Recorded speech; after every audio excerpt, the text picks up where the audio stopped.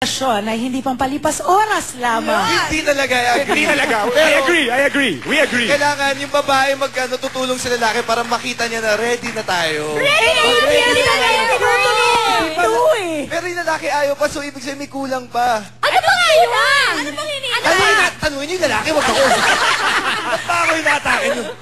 Hindi talaga kompleto ang isang pagmamahalan kung hindi ito mauuwian. Mauuwi sa inaasahang kasalan. Correct. At para sa'yo, Fatima, totoo, hindi naman talaga pwedeng forever ka na lang aasa. Kaya para sa'yo, ito ang kanta mula kay Janet with special music video. Kasama sina KJ Corpus, Sis PA and Jordan Pamintuan, Sis segment producer. Mga sis, maaari pa kayang manumbalik ang relasyon, tipong pinagsawaan na ng karelasyon. Alamin natin ang situation nito mula sa letter sender nating si Marivic. Dear sis, tawagin niyo po ako sa pangalang Marivic, 26 years old from Kalumpit, Bulacan. Sa edad na 22, naging mag-live-in na kami ng boyfriend kong si Rowan sa edad na 24. Naging ganap na akong mommy. Sa kalagayan namin ni Rowan, hindi kami naniniwala sa kasal, kaya nag-decide kaming mag-live-in na lang. Besides, kung hindi mag-workout ang relasyon namin, pwede kami maghiwalay ng walang hassle. At matapos ang 4 years namin pagsasama, nararamdaman ko nang nagkakasawaan na kami sa isa't isa. Hanggang sa nag-decide na kaming magkanya-kanya na muna, pero may regular visit siya sa aming anak. Nang minsang bumisita siya sa amin, nabanggit niyang baka pwede kaming magsama ulit at magsimula ng panibago. Di ko alam kung tatanggapin ko ba ang suggestion niya o tuluyan na kaming magkanya-kanya. Natatakot lang kasi ako na baka mag-fail uli ang aming pagsasama at mauwi na lang lahat sa kaaasa.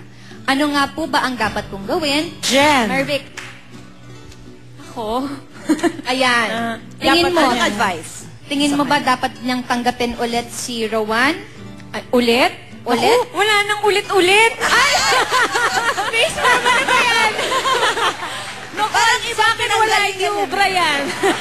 So, para sa'yo, wala nang ulit-ulit? Wala.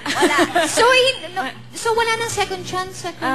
No more? Desisyon niya yan kung gusto niyong itry ulit. Pero kung ako tatanungin niya, wala na. Based on your experience ba yan? Na-high blood ako. BP!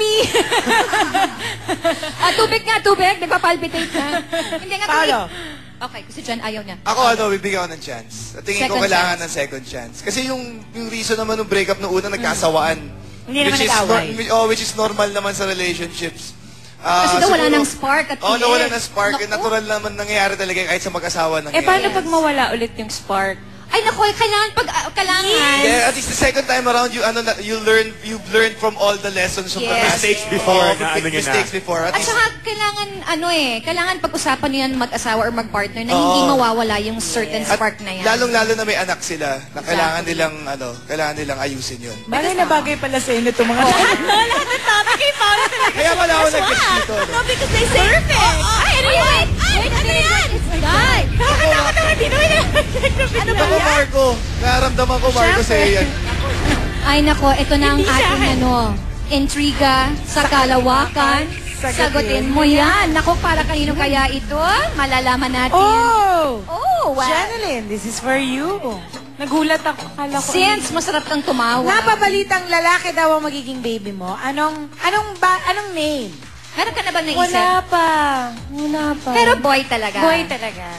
Okay. Wow. So wala, mag-iisip So, wala tayo. pa mag-iisip pa. Wala pa talaga.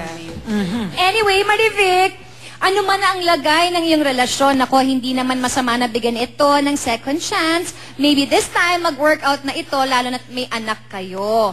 At para sa iyo, Marivic, itong isang kanta mula kay Janieto with special music video, kasama si Grace Ocampo, his makeup artist, and Ryan Donaide of Dance Squad. Okay. Jen. Hi. Thank you sa sis and thank you sa Procreation, Pinantonio Lusherman, Porticals, Converse Met, Meg, Miss Dr. Judy Ann, Tita Camille, Tita Marlene, Tita Presi, Tita Esther Colorete, Cathy Valencia, Dr. Aaron Hernandez, Bambini WL Foods and Artist Center. Thank you. Wala ba tayo nakuha ang pangalan doon ng baby mo? Sa dami ng... Anyway, pag-iisipan natin yan. May